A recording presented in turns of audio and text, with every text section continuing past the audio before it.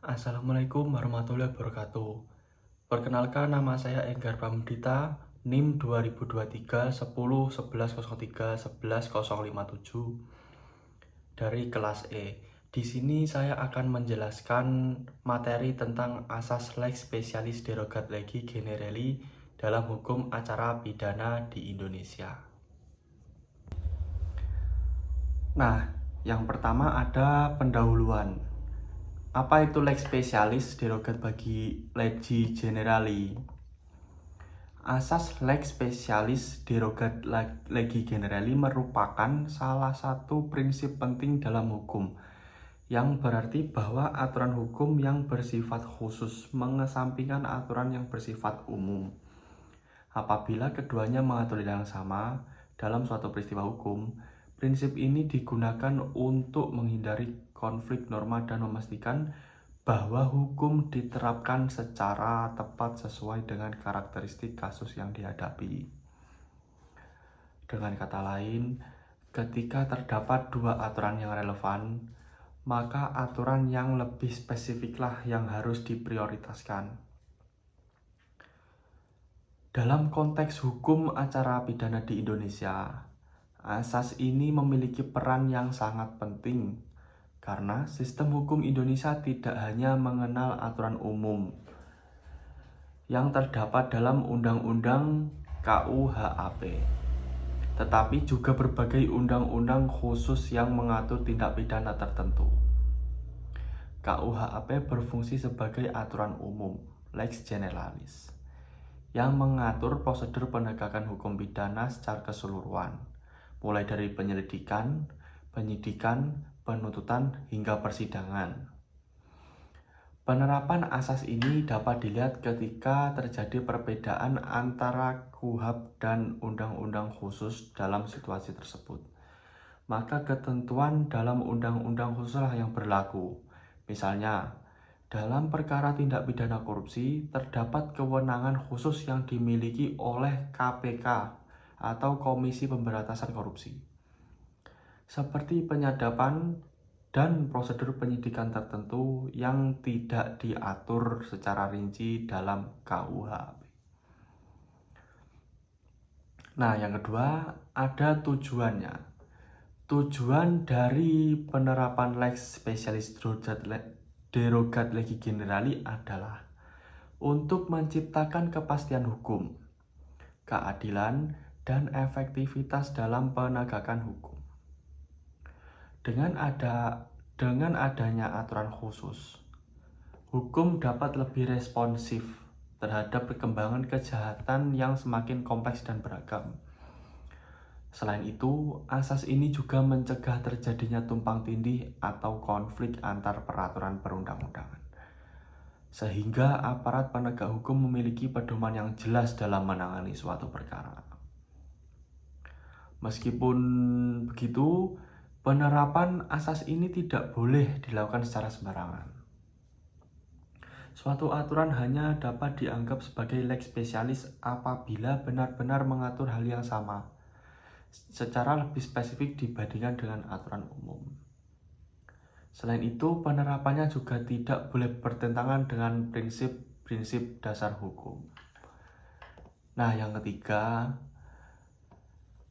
dalam hukum acara pidana, asas lex specialis derogat legi generali memiliki relevansi yang sangat penting karena berfungsi untuk menentukan norma hukum mana yang harus digunakan dalam setiap tahapan proses peradilan pidana, yaitu penyidikan, penuntutan, hingga putusan hakim. Ketika terdapat lebih dari satu aturan yang mengatur suatu peristiwa hukum, maka asas ini menjadi pedoman untuk memilih aturan yang paling tepat, yaitu aturan yang bersifat khusus dan secara spesifik mengatur jenis tindak pidana tersebut. Pada tahap penyidikan, asas ini memastikan bahwa aparat penegak hukum menggunakan ketentuan yang sesuai dengan karakteristik tindak pidana yang ditangani. Misalnya nih, dalam perkara tertentu seperti korupsi atau narkotika. Nah, terdapat kewenangan dan prosedur khusus yang tidak diatur dalam hukum acara pidana khusus.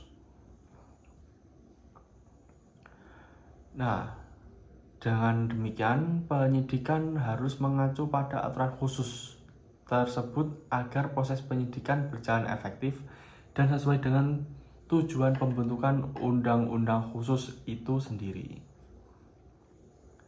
Nah, selanjutnya pada tahap penuntutan, jaksa penuntut umum juga harus memperhatikan asas ini dalam menentukan dasar hukum yang digunakan untuk menyusun dakwaan. Penggunaan aturan yang tepat akan mempengaruhi keabsahan dakwaan serta kekuatan pembuktian di persidangan. Jika terdapat aturan khusus yang mengatur secara lebih rinci mengenai unsur-unsur tindak pidana atau tata cara penuntutan, maka aturan tersebut yang harus diutamakan dibandingkan dengan ketentuan hukum umum. Pada tahap putusan hakim menggunakan asas ini sebagai dasar dalam mempertimbangkan dan memutus perkara. Hakim harus mampu mengidentifikasi apakah terdapat ketentuan khusus yang berlaku dalam kasus tersebut, sehingga putusan yang dihasilkan tidak hanya sah secara hukum, tetapi juga mencerminkan keadilan substantif. Nah, yang kedua, dasar hukumnya di Indonesia, yaitu pasal 63 ayat 2 KUHP, yang pada intinya menegaskan bahwa apabila sesuatu perbuatan diatur dalam aturan umum dan juga dalam aturan khusus, maka ketentuan pidana yang khususlah yang harus diterapkan. Pasal ini menjadi landasan penting dalam menentukan prioritas penggunaan norma hukum dalam kasus yang memiliki pengaturan ganda. Selain itu, keberadaan berbagai peraturan perundang-undangan khusus semakin memperkuat penerapan asas ini. Di Indonesia terdapat sejumlah undang-undang yang secara khusus mengatur jenis tindak pidana tertentu, seperti Undang-Undang Tindak Pidana Korupsi, Undang-Undang Tipikor.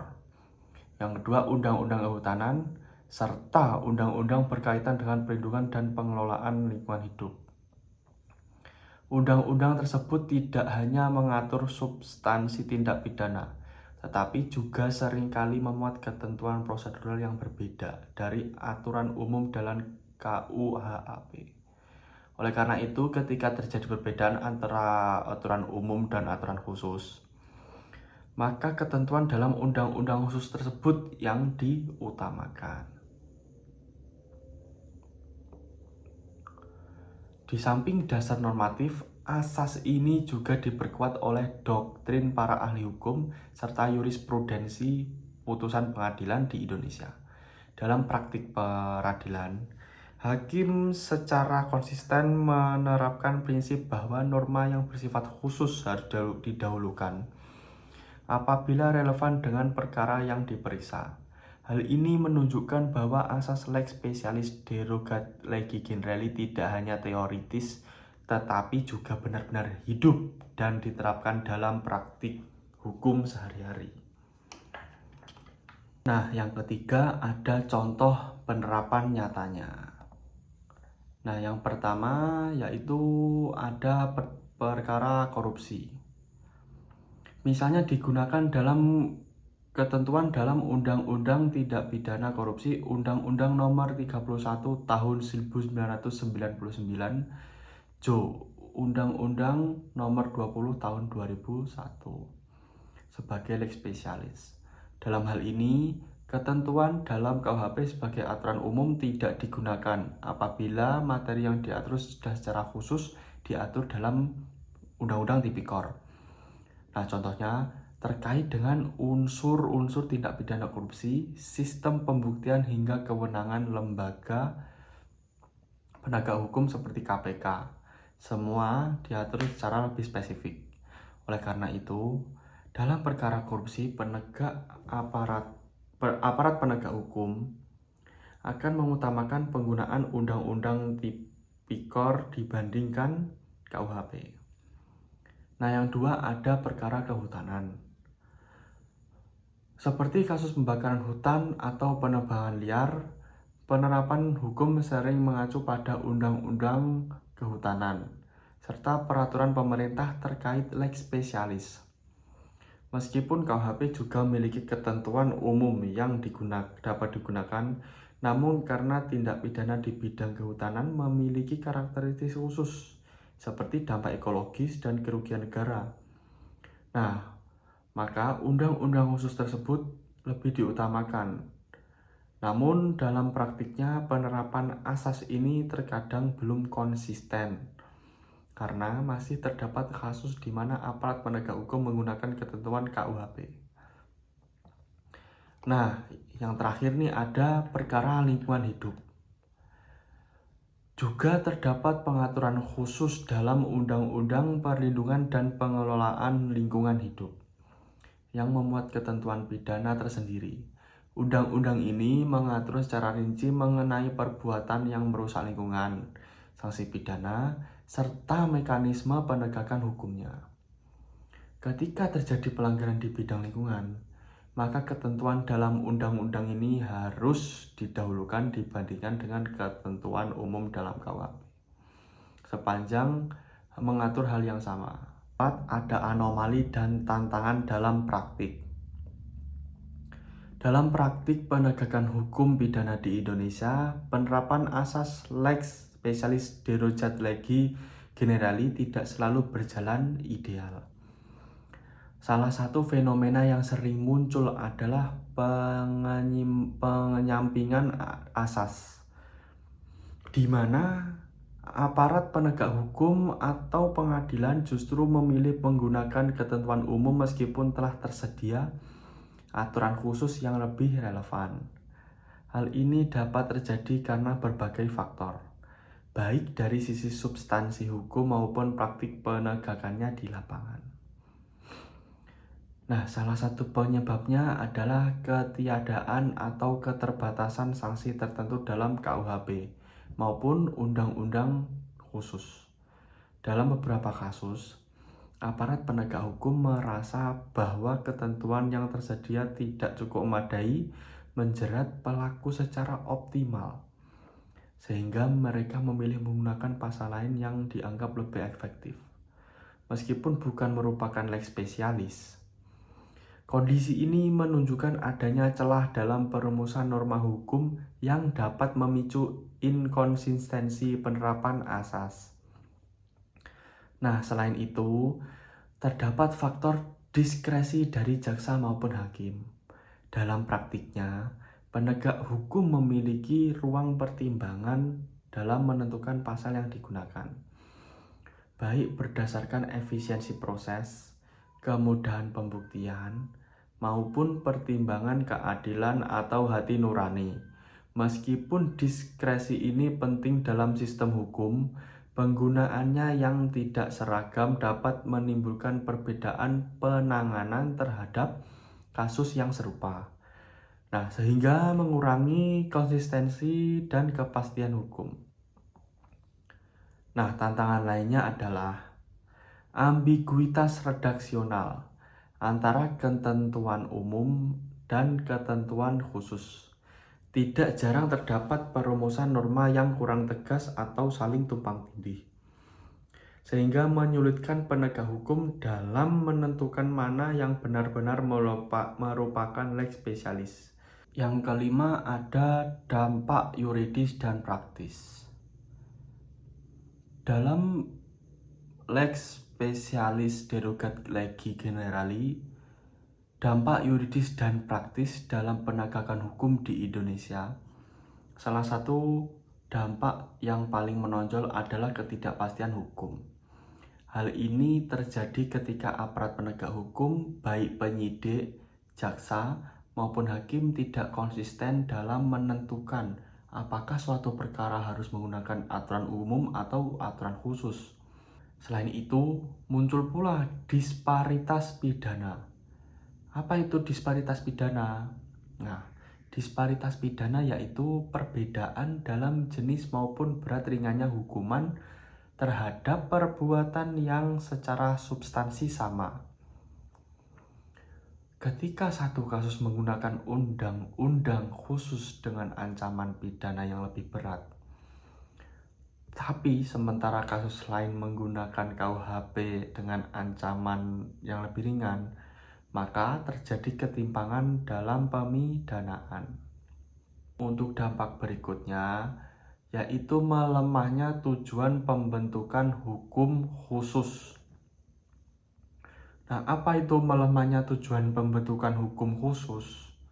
Nah, pembentukan hukum khusus pada dasarnya, undang-undang khusus dibuat untuk menangani kejahatan tertentu yang memiliki karakteristik khusus seperti korupsi, kejahatan lingkungan, atau kejahatan kehutanan.